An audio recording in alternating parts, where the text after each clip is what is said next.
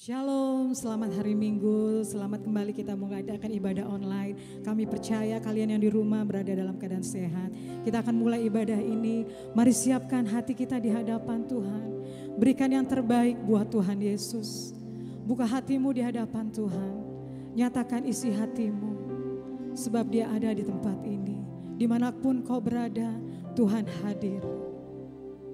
Mari kita berdoa. Terima kasih Tuhan Yesus. Terima kasih untuk kebaikan-Mu ya Bapa. Seminggu telah berlalu ya Tuhan. Tidak pernah kami lihat Tuhan Kau meninggalkan kami. Engkau senantiasa menuntun setiap langkah kami. Engkau senantiasa memberkati setiap kami. Terima kasih ya Tuhan untuk segala kebaikan-Mu. Kini saatnya kami mau buka hati kami di hadapan-Mu Tuhan. Kami mau berikan yang terbaik buat Tuhan Yesus. Kami mau buka hati kami Tuhan. Kami mau serahkan kepadamu Yesus. Biar Roh Kudus-Mu mengalir di tempat ini. Mengalir dimanapun ya Tuhan kami berada. Roh Kudus-Mu Tuhan memenuhi setiap kami. Haleluya, haleluya.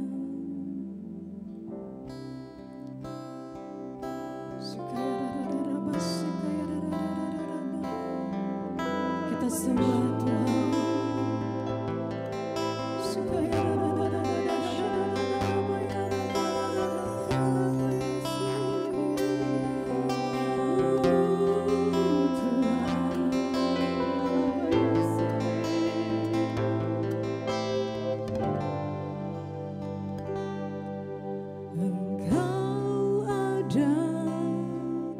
Bersamaku di setiap musim hidupku, tak pernah Kau biarkan ku sendiri.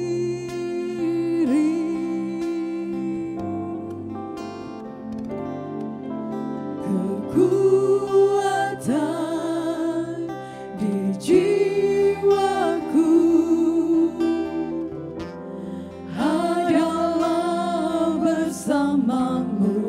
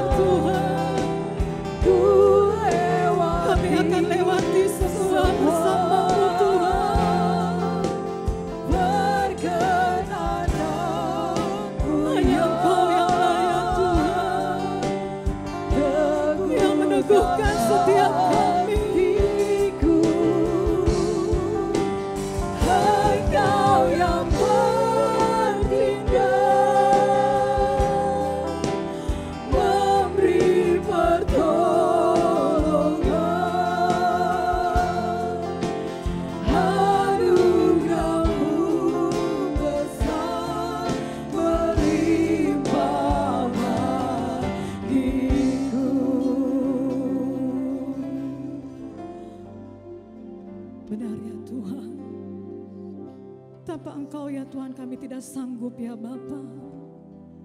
Hanya Engkau-lah ya Tuhan yang sanggup melepaskan kami ya Tuhan.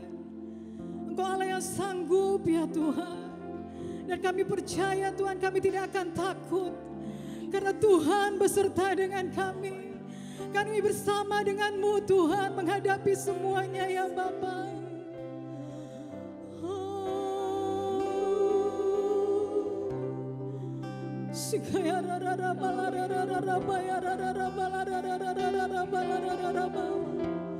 Nyatakan isi hatimu di hadapan Tuhan.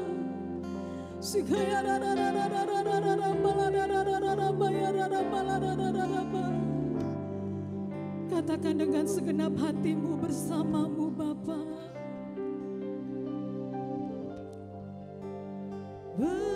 Bersamamu Bapa, Kau lihat setiap kami ya Tuhan.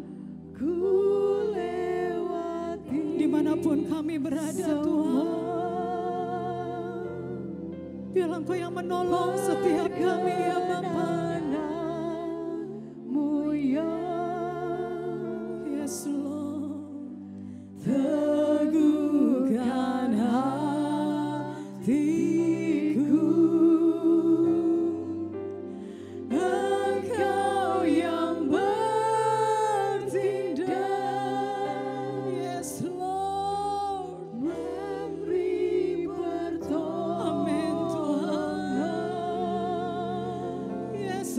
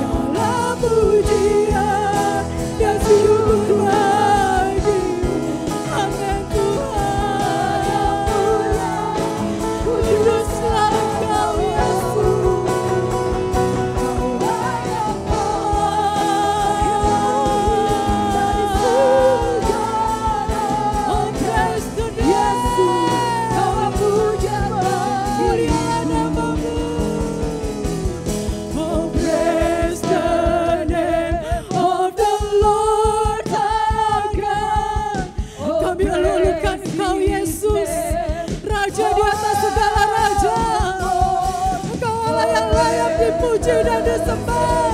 We will sing your praise. Oh Lord, oh Lord, oh God. Hallelujah. Oh, praise the name of the Lord our God. Oh, praise His name forevermore.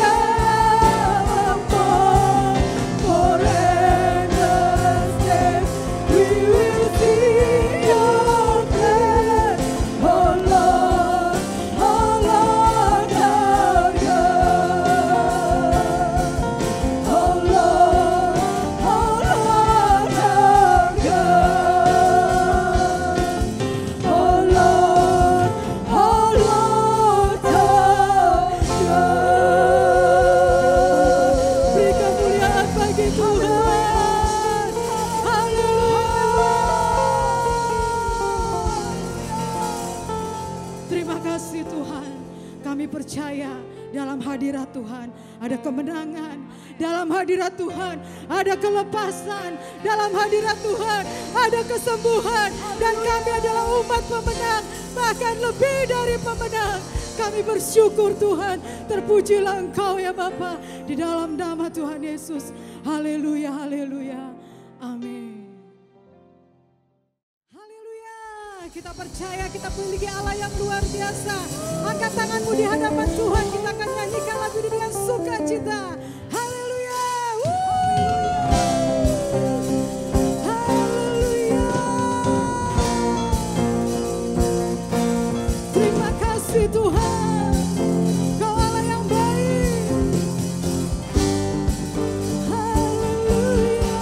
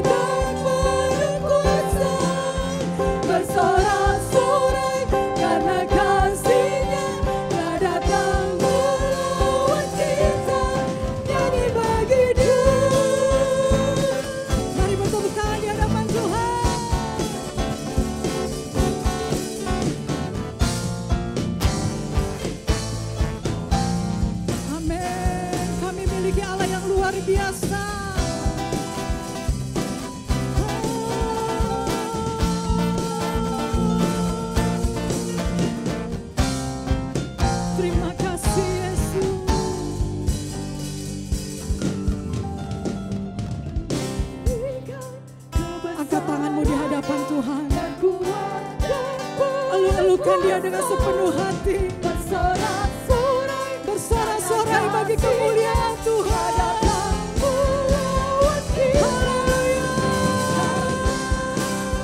Sekarang nyanyikan kebesarannya, Dia kuat dan penuh kuasa. Bersorak-sorai karena kasih-Nya, Dia datang melawan kita. Nyanyi bagi Dia, nyanyi bagi Dia, nyanyi bagi Dia, nyanyi bagi Dia. Kau Allah yang dahsyat. Haleluya. Haleluya. Angkat kedua tanganmu di hadapan Tuhan. Ini kami Tuhan. Kami mau buka hati kami di hadapan-Mu. Kami mau merenungkan firman-Mu. Kami mau dengar isi hati-Mu ya Bapa. Urapi kami Tuhan dengan kuasa Roh Kudus-Mu. Terima kasih Yesus, terima kasih. Haleluya, haleluya. Amin.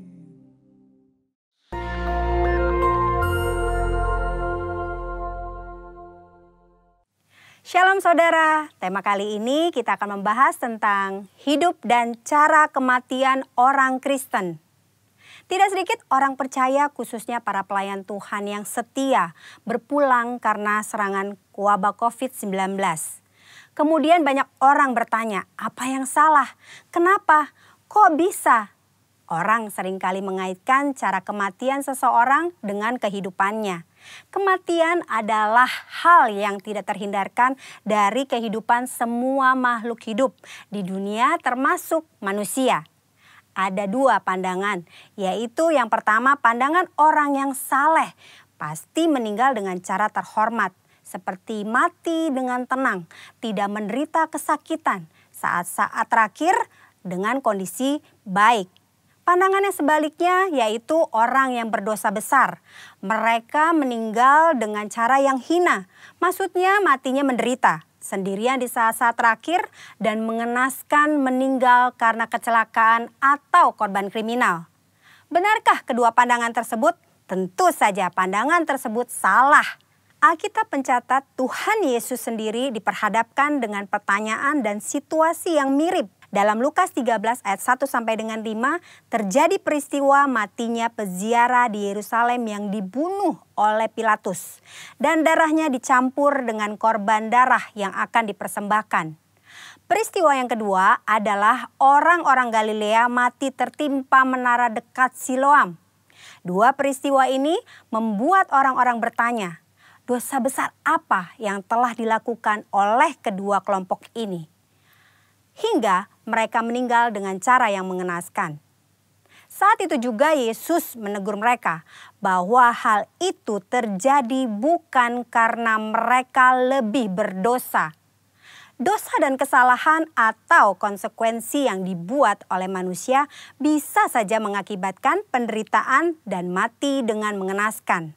Tetapi mengatakan semua orang yang mati dengan tidak enak dan mengenaskan adalah orang yang lebih berdosa, itu pendapat yang salah. Apalagi mengaitkan dengan kualitas kerohanian mereka. Tuhan Yesus mengajarkan di Lukas 13 ayat 1 sampai dengan 5. Yang pertama, cara mati seseorang tidak menunjukkan kualitas hidupnya. Mungkin saja orang yang berdosa bisa mati atau meninggal dengan cara yang tidak enak dan menderita. Tetapi bukan selalu bila seseorang meninggal dengan cara yang tidak enak, artinya pasti karena ada dosa besar yang dilakukan. Jangan mengaitkan cara kematian seseorang dengan kualitas hidupnya. Yesus berkata dengan tegas, jikalau tidak bertobat bisa binasa dengan cara yang tidak enak. Bahkan menderita untuk selama-lamanya. Yesus menekankan bahwa penting diperhatikan adalah pertobatan, bukan cara meninggal seseorang. Yang kedua, kualitas hidup seseorang akan berkonsekuensi pada kekekalan. Selain pertobatan, hal yang sama penting adalah menghasilkan buah-buah dalam hidup. Perhatikan perumpamaan pemilik kebun anggur dalam Lukas 13 ayat 6 sampai dengan 9. Si pemilik kebun anggur mengetahui bahwa ada pohon anggur yang tidak berbuah dan ia memberi perintah untuk ditebang. Namun si pengelola kebun meminta kesempatan untuk pohon itu dibiarkan hidup. Dan jika sudah diberi kesempatan masih tidak berbuah, pohon itu segera ditebang. Maksudnya adalah kita masih hidup.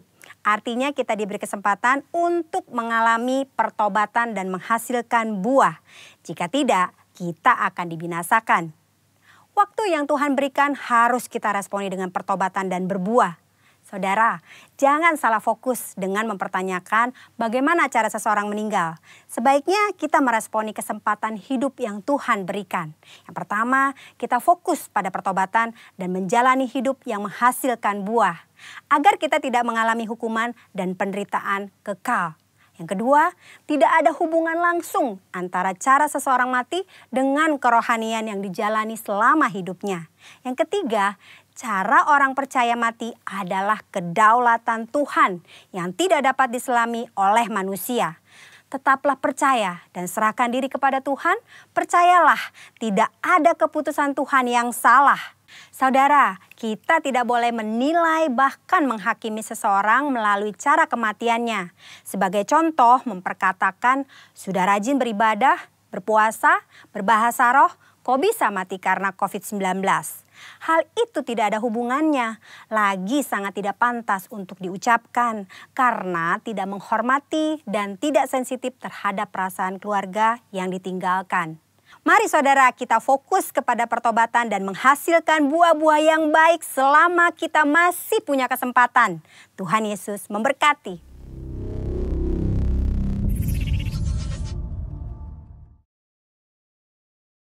Shalom, puji nama Tuhan. Hari ini kita kembali lagi bertemu melalui online. Saudara-saudara, kita akan belajar kebenaran firman Tuhan. Kita buka Alkitab kita dalam 2 Samuel pasal yang ke-6 ayat yang ke-11. Di sana katakan, 3 bulan lamanya tabut Tuhan itu tinggal di rumah Obed-Edom, orang Gad itu. Dan Tuhan memberkati Obed-Edom dan seisi rumahnya. Saudara-saudara, saya rindu bahwa saudara-saudara dalam kehidupan sebagai orang-orang percaya, keluarga-keluarga, orang-orang yang percaya mengalami berkat seperti yang dialami oleh Obed-Edom. Di sana dikatakan memberkati Obed-Edom dan seisi rumahnya. Artinya berkat itu dialami oleh semua isi rumahnya. Bahkan kalau kita melihat di dalam 1 Tawarikh pasal yang ke-13 14 di sana dikatakan terakhir 3 bulan lamanya tabut Allah itu tinggal pada keluarga Obed-Edom di rumahnya, dan Tuhan memberkati keluarga Obed-Edom dan segala yang dipunyainya. Saudara-saudara, kenapa? Obed-Edom diberkati. Seluruh isi rumah tangganya, segala apa yang dipunyai, diberkati. Nah, saudara-saudara, kalau saudara-saudara lihat, sebelum dari tabut ini tinggal di rumah Obed-Edom, ternyata saudara-saudara tabut ini dirampas dari orang-orang Israel oleh orang-orang Filistin. Dan apa yang terjadi pada waktu orang-orang Filistin mengambil tabut ini, mereka nyimpan, saudara-saudara, pertama kali mereka taruh di Asdod, kemudian di Gad, kemudian di Ekron. Tetapi semua tempat di mana tabut Allah itu ada, mereka mengalami musibah. Mereka mengalami sesuatu hal yang tidak enak. Ya, mereka mengalami borok-borok macam-macam. Pokoknya orang-orang Filistin dihukum oleh Allah karena keberadaan tabut ini. Karena itu saudara-saudara, tabut akhirnya oleh orang-orang Filistin dikembalikan ke orang-orang Israel. Pertama ke Bet-Shemesh. Saudara-saudara, 7 bulan lamanya tabut itu ada di orang-orang Filistin. Mereka mengembalikan tabut itu ke Israel dengan cara mereka sendiri. Akhirnya tabut itu kembali ke orang-orang Israel di Bet-Shemesh. Tapi apa yang terjadi saudara-saudara? Bahwa tabut Allah itu juga menyembahkan korban. Karena orang-orang di Bet-Shemesh melihat isi dari tabut itu. Nah saudara-saudara, karena itu orang-orang Bet-Shemesh mengirim tabut ini karena mereka katakan nggak bisa tabut ini tinggal di sini. Mereka kirim ke Kiryat Yearim. Dan akhirnya di Kiryat Yearim tabut itu ditaruh di rumah Abinadab. Nah saudara-saudara, hal yang menarik saudara-saudara. Selama ada di rumah Abinadab, ini lama. Tabut ini ada di rumah Abinadab lama sekali. Karena sejak tabut itu dirampas oleh orang-orang Israel sampai pada waktu di mana Daud membawa tabut itu kembali ke Sion, ke Yerusalem, itu makan waktu lama. Ada pemerintahan Saul, ya saudara-saudara, lama, bertahun-tahun. Tetapi apa yang diceritakan di Alkitab tentang Abinadab tidak ada pengaruh apa-apa terhadap keluarga Abinadab. Tapi sangat berlainan sekali saudara-saudara pada waktu tabut itu ada di rumah Obed-Edom. Mengapa?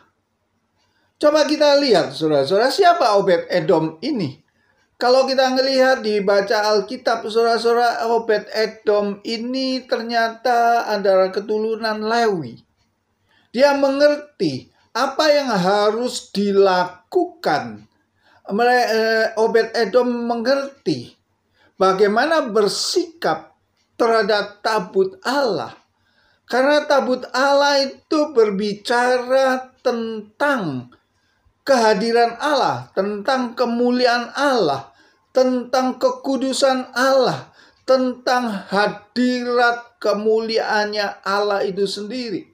Kita lihat pada waktu tabut itu dirampas oleh orang-orang Filistin, menantu dari Imam Eli waktu itu hamil dan melahirkan anak.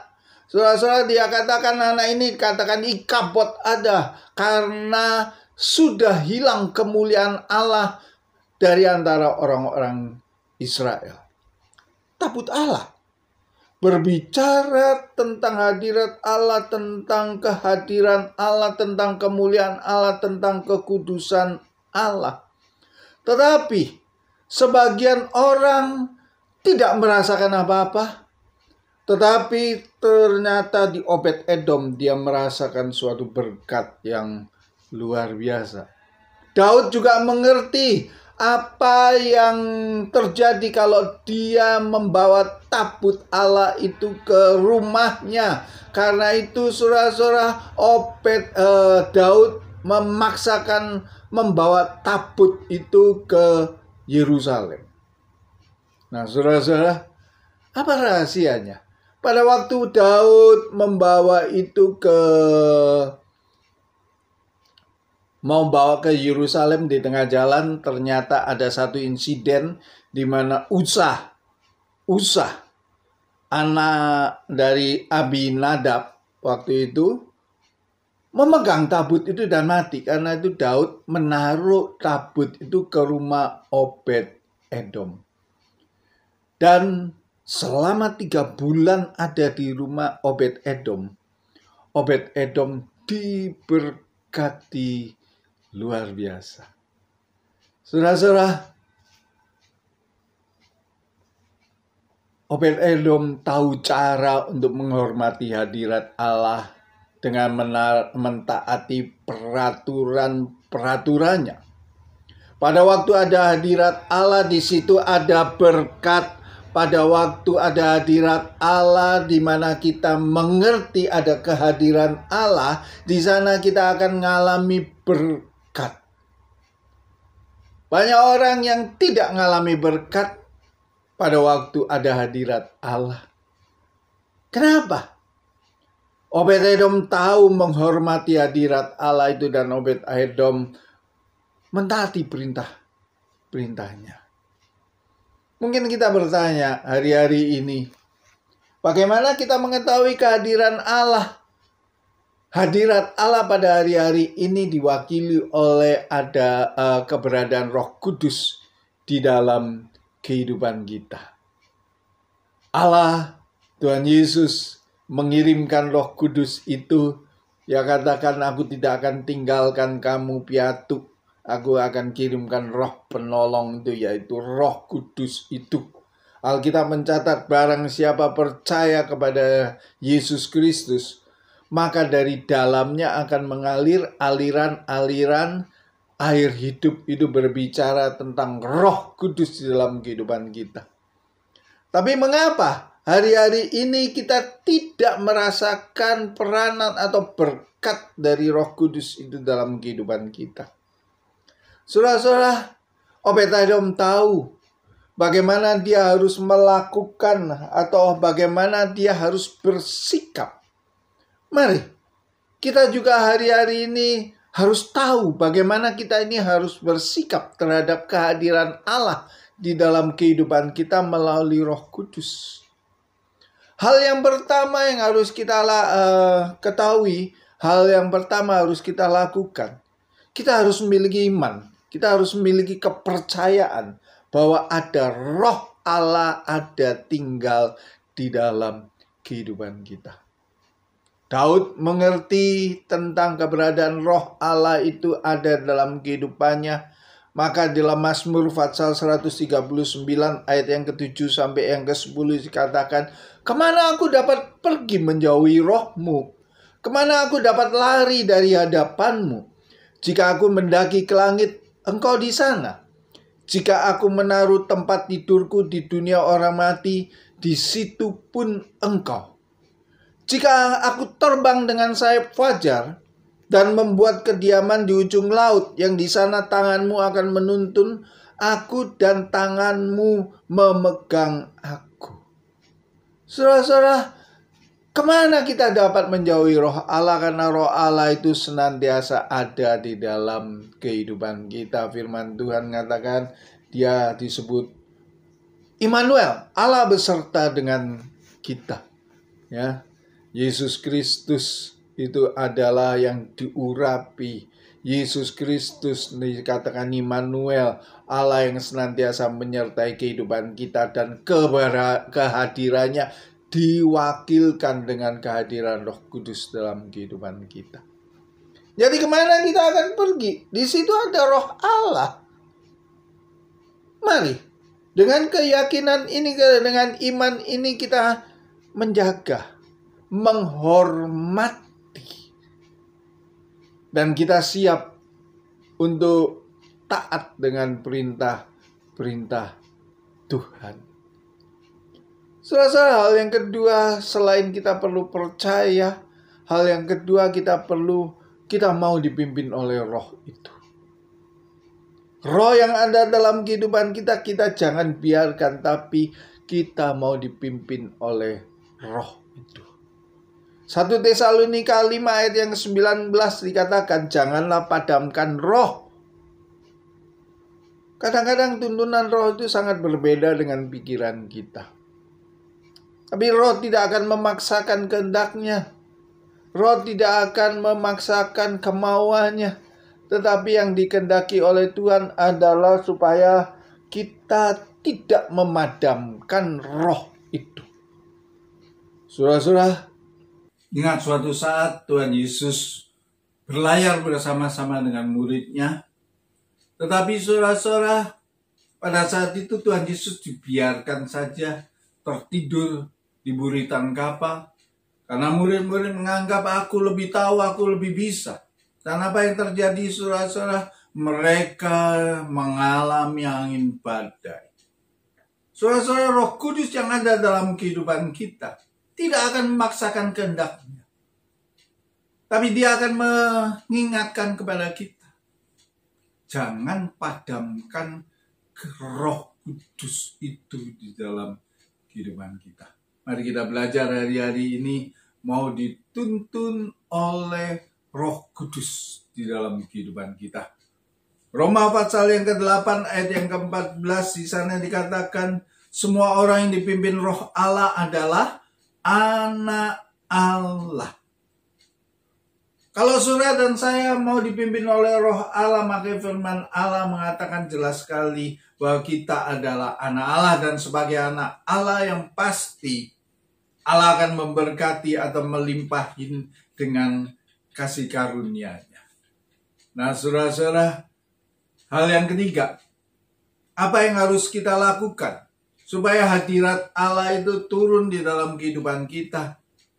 Kita tahu gereja kita memiliki DNA-nya sendiri, ya, di mana pemulihan Pondok Daud itu berbicara tentang doa, pujian, penyembahan, pemulihan tentang doa, pujian, dan penyembahan dalam kehidupan kita.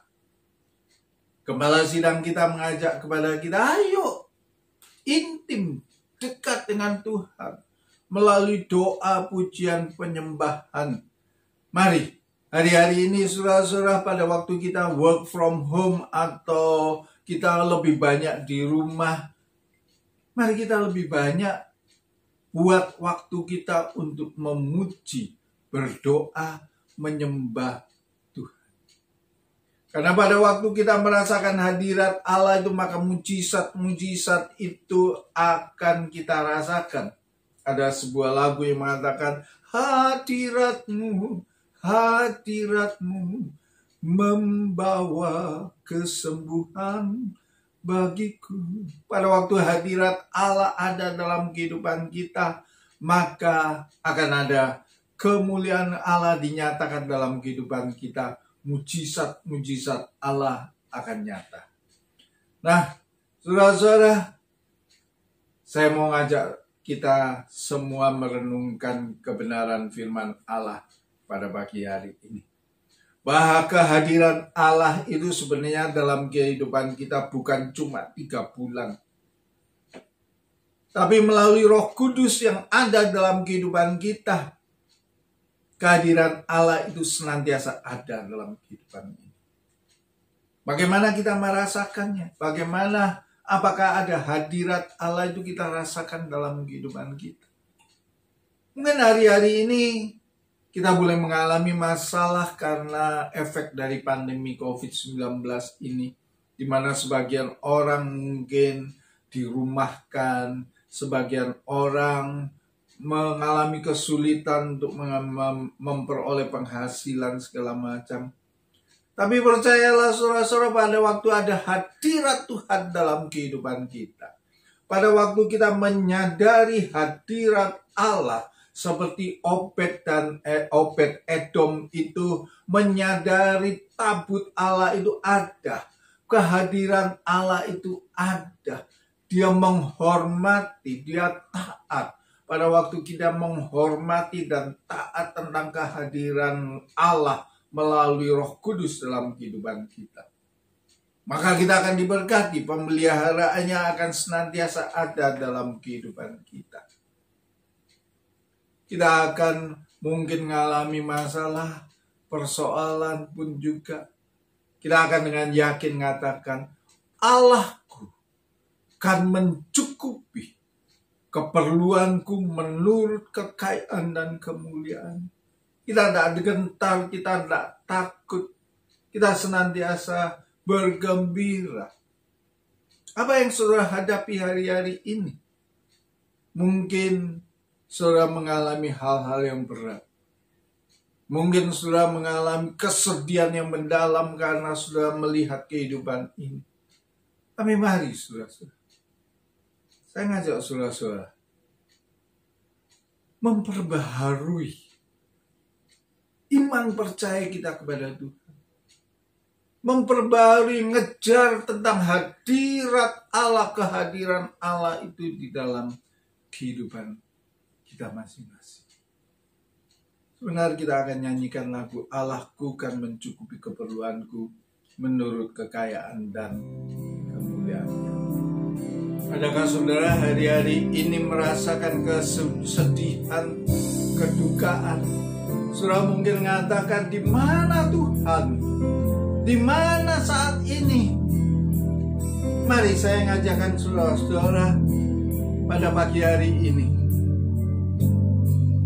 Kalau ternyata kehidupan kita jauh dari Tuhan hari-hari ini, waktu-waktu yang kita dapat, kita miliki, kita pergunakan untuk hal-hal yang bukan hal merupakan waktu yang sangat berharga dalam kehidupan kita. Kita bertobat. Kita minta Tuhan ampuni aku. Minta Tuhan, aku mau ngejar hadirat-Mu Tuhan. Sehingga hari ini Tuhan, aku boleh mengatakan bahwa aku percaya Allahku akan mencukupi kebutuhanku menurut kekuatan kemuliaan-Mu Tuhan. Sudah boleh angkat tangan saya, kita akan nyanyikan lagu ini bersama-sama. Allahku kan memenuhi keperluanku menurut kekayaan dan kemuliaan-Nya. Allahku kan mencukupi kebutuhanku di dalam Yesus Tuhan. Tiada yang mustahil bagi Dia. Ajaib skala perbuatan-Nya, segala perkara ku tanggung dalam Dia, di dalam kekuatan kuasa-Nya, di dalam kekuatan kuasa-Nya.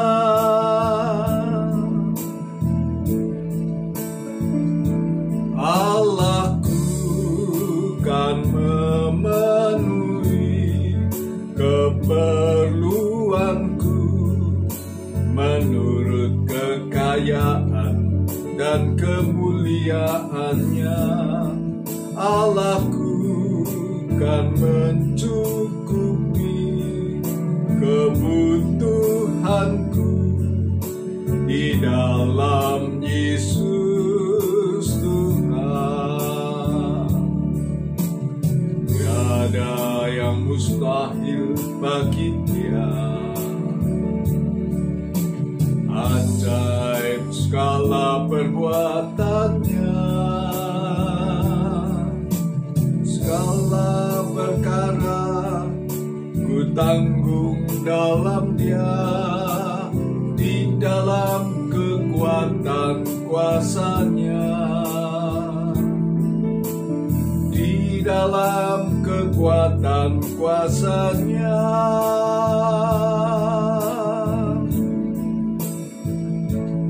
Allahku kan memenuhi keperluanku menurut kekayaan dan kemuliaan-Nya.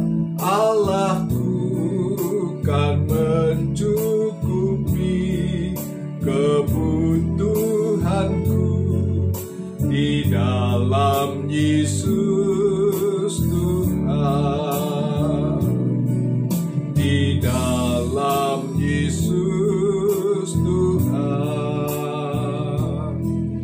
di dalam Yesus Tuhan. Haleluya. Saya akan berdoa buat saudara-saudara. Haleluya, haleluya. Kau lihat tangan-tangan yang terangkat pada saat ini Tuhan, setiap masalah persoalan dalam kehidupan mereka, Engkau yang akan mencukupkan, Kau ampuni Tuhan. Kalau hari-hari ini kami jauh daripadamu, kalau hari-hari ini kami sangat mementingkan kepentingan diri kami sendiri, kami tidak mengejar hadirat-Mu itu Tuhan. Tapi biarlah Tuhan melalui firman Allah pada pagi hari ini Tuhan, kami sadar Engkau ada dalam kehidupan kami. Ada Roh-Mu Tuhan yang siap membimbing kami. Tuhan, kami mau Tuhan ada senantiasa dalam hadirat, karena kami percaya Kau yang akan memulihkan kehidupan kami. Kami percaya Allahku akan memenuhi segala kebutuhanku menurut kekayaan, menurut kemuliaan-Mu. Itu boleh terjadi ke atas umat-Mu pada pagi hari ini. Di dalam nama Tuhan Yesus Kristus, terima pertolongan Allah, terima mujizat-mujizat Allah yang akan berlaku dalam kehidupanmu pada waktu ada hadirat Allah dalam kehidupanmu. Terima kasih Bapa, segala puji hormat kemuliaan hanya bagi nama-Mu. Di dalam nama Tuhan Yesus Kristus, Juru Selamat dan Pelepas kami berdoa. Haleluya. Amin. Mari kita satukan hati, kita tundukkan kepala kita masuk dalam doa syafaat. Kami bersyukur, terima kasih Tuhan untuk segala kebaikan, kemurahan, kasih setia-Mu. Terima kasih Tuhan Yesus, sampai hari ini Tuhan kami masih boleh ada, sebagaimana kami ada semua karena kebaikan-Mu. Kami percaya Tuhan, pemeliharaan-Mu sempurna atas setiap kami.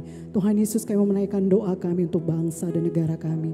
Kami sungguh mengasihi bangsa Indonesia Tuhan. Kami mencintai bangsa ini Tuhan. Oleh sebab itu Tuhan, biar setiap kami punya beban atas bangsa ini, kami berdoa ya Tuhan, Kau pulihkan bangsa ini ya Tuhan. Kami sanggup Tuhan melewati setiap masalah yang ada hari-hari ini Tuhan. Tuhan, biarlah dari setiap peristiwa yang terjadi Tuhan, ada penyertaan, ada pemeliharaan-Mu, mujizat terjadi ya Tuhan Yesus. Di mana-mana ya Tuhan, mereka akan menceritakan segala kebaikan-Mu, perbuatan-Mu yang ajaib Tuhan. Kami percaya Tuhan Yesus, pemulihan sedang terjadi atas bangsa ini ya Tuhan. Melalui Tuhan Yesus, pandemi yang ada ya Tuhan, melalui krisis ekonomi yang ada Tuhan, setiap anak-anak Tuhan boleh menaikkan tangan mereka Tuhan. Kami minta pertolongan yang hanya daripada-Mu Tuhan. Karena Engkau sumber kekuatan dan pengharapan setiap kami. Tuhan Yesus, kami menyerahkan Tuhan untuk memimpin bangsa ini Bapa. Kami berdoa untuk Bapak Jokowi ya Tuhan. Untuk Wakil Presiden kami juga Bapak Amin Ma'ruf Tuhan Yesus. Beserta semua kabinet yang ada ya Tuhan. Kami berdoa, kami menyerah Tuhan kepala daerah Tuhan Yesus. Kami menyerahkan semua elemen bangsa ya Tuhan. Yang membantu dalam penyelesaian Tuhan. Virus corona ya Tuhan sedang terjadi mewabah di seluruh Indonesia. Bahkan di bangsa-bangsa ya Tuhan. Kami percaya Tuhan, pemerintah yang ada saat ini ya Tuhan Yesus. Pemerintah yang sudah Kau pilih ya Tuhan Yesus. Untuk mengatasi setiap masalah ya Tuhan. Biarlah kekuatan yang berasal daripada-Mu Kau nyatakan bagi mereka ya Tuhan. Buat pemimpin-pemimpin bangsa ini, pemimpin-pemimpin daerah ya Tuhan Yesus. Kami percaya Tuhan Yesus, tidak lama lagi Tuhan kami akan melihat Tuhan. Mujizat-Mu terjadi ya Tuhan. Engkau yang memulihkan ya Tuhan. Setiap mereka yang saat ini sudah terinfeksi virus corona Tuhan. Engkau yang menyembuhkan, Engkau yang memberikan mereka kesehatan, pemulihan sempurna ya Tuhan.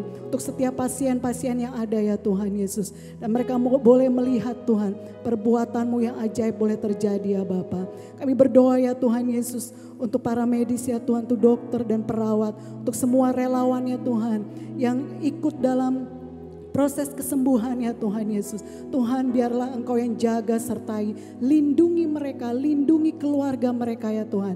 Biar mereka tetap kuat, mereka tetap sehat Tuhan. Mereka tetap punya semangat yang baru Tuhan. Untuk membantu Tuhan menyembuhkan para pasien. Kami percaya perlindungan-Mu sempurna ya Tuhan atas mereka semua ya Bapa.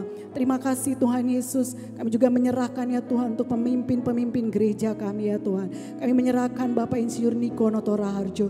Tuhan, Engkau yang memberikan visi misi yang selalu baru ya Tuhan. Atas hamba-Mu ini kami berdoa Tuhan, kesehatan, kekuatan, perlindungan-Mu yang sempurna turun atas gembala kami ya Tuhan. Dan biarlah ya Tuhan Yesus, semua yang berasal daripada-Mu yang terbaik Tuhan, Kau nyatakan ya Tuhan. Untuk Bapak Insinyur Niko beserta keluarga besarnya Tuhan. Bahkan kepada keempat gembala ya Tuhan. Tuhan, Engkau yang memberkati ya Tuhan Yesus. Kami juga berdoa untuk Bapak James ya Tuhan Yesus, beserta wakil gembala ya Tuhan.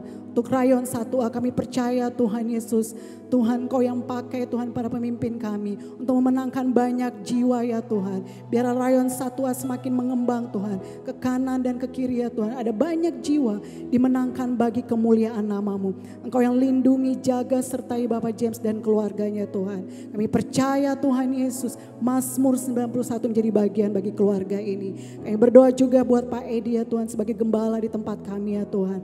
Tuhan Kau yang berkati Pak Edi beserta keluarga besar mereka dan kedua wakilnya Tuhan, untuk Pak Sugi dan Pak Hari ya Tuhan. Kami percaya Tuhan Kau yang mengikat mereka dengan tali kasih-Mu ya Tuhan. Ada unity, ada roh kerja sama Tuhan di antara para pemimpin gereja kami ya Tuhan. Dan biarlah ya Tuhan Yesus, melalui Tuhan para pemimpin kami ya Tuhan, biarlah Tuhan kami selalu datang kepadamu, berharap penuh kepadamu. Kami bersyukur Tuhan, kami juga boleh memberkati ya Tuhan banyak orang di luar sana. Biarlah apa yang kami lakukan Tuhan, Engkau yang melihatnya Tuhan Yesus. Dan Engkau yang menyatakan kuasa-Mu atas gereja ini ya Tuhan. Dan kami percaya gereja ini Tuhan menjadi gereja ribuan jiwa yang hidupnya berkelimpahan di dalam nama Tuhan Yesus. Terima kasih Bapa yang baik. Kami berdoa juga buat gembala-gembala kul Tuhan. Kau juga yang mengingatkan mereka Tuhan, untuk mereka punya hati Bapa, untuk mereka punya roh yang semangat Tuhan, untuk Tuhan saling mendoakan, saling support ya Tuhan satu sama lain. Mereka terus memperhatikan anggota-anggotanya. Mereka memperhatikan Tuhan, domba-dombanya Tuhan. Dan kami percaya Engkau yang melindungi, menjaga, menyertai setiap gembala-gembala kul dan semua anggota kul yang ada ya Tuhan. Terima kasih Tuhan Yesus. Kami menyerahkan seluruh jemaat GBI Blok M ke dalam tangan-Mu. Yang sakit Tuhan sembuhkan, yang lemah Tuhan yang Kau beri kekuatan, yang punya masalah, baik kesulitan ekonomi Tuhan, apapun Tuhan Yesus. Kami terlalu percaya Tuhan, tangan Tuhan siap untuk menolong, membangkitkan, memberi semangat bagi setiap jemaat kami ya Tuhan. Sehingga kami boleh Tuhan Yesus ada di dalam pemeliharaan-Mu yang sempurna. Terima kasih Bapa yang baik, terpujilah nama-Mu Tuhan. Kami menyerahkan Tuhan seluruh gereja kami ya Tuhan, jemaat gereja kami ke dalam tangan-Mu Tuhan. Kau sertai, jaga dan lindungi setiap kami. Terima kasih Bapa yang baik, terpujilah nama-Mu Tuhan. Kami serahkan doa ini ke dalam tangan-Mu Bapa. Di dalam nama Tuhan Yesus kami sudah berdoa dan kami mengucap syukur. Haleluya, haleluya. Amin. Mari saudara-saudara, kita akan terima berkat Tuhan. Kita angkat tangan kita di hadapan Tuhan dengan iman percaya. Kekasih-kasih Tuhan, terimalah berkat kasih karunia melimpah di dalam Anaknya yang tunggal yaitu Yesus Kristus. Pertolongan, penghiburan, persekutuan yang manis dari Allah Roh Kudus menyertai kehidupan saudara-saudara sekalian. Mulai saat ini sampai Maranatha, Yesus menjemput kita di awan-awan permai, bahkan kekal selama-lamanya. Mari kita yang percaya diberkati, kita boleh katakan amin. Puji nama Tuhan, Tuhan Yesus memberkati. Sampai ketemu minggu yang akan datang. Shalom Bapak Ibu dikasihi Tuhan Yesus, apa kabar semua? Puji nama Tuhan, kita boleh mengikuti ibadah sampai hari ini. Saya percaya kita semua dalam keadaan baik. Bapak Ibu, kita akan mendengarkan beberapa pengumuman. Pengumuman yang pertama adalah ibadah online masih tetap dilaksanakan sampai keputusan pemerintah menyatakan ibadah kita akan mulai seperti biasa. Dan Bapak Ibu, mari bawa dalam doa supaya bulan depan kita bisa beribadah bersama-sama. Kemudian pengumuman yang kedua adalah persembahan umum, persembahan misi dan persembahan diakonia tetap Bapak Ibu bisa lakukan dengan cara melakukan transfer di rekening yang ada setelah pengumuman berikut ini. Saya percaya berkat Tuhan melimpah-limpah buat setiap kita yang mengikuti dan melakukan firman Tuhan. Puji nama Tuhan. Itu saja menjadi pengumuman kita untuk hari ini. Sampai ketemu lagi di ibadah online selanjutnya. Tuhan Yesus memberkati.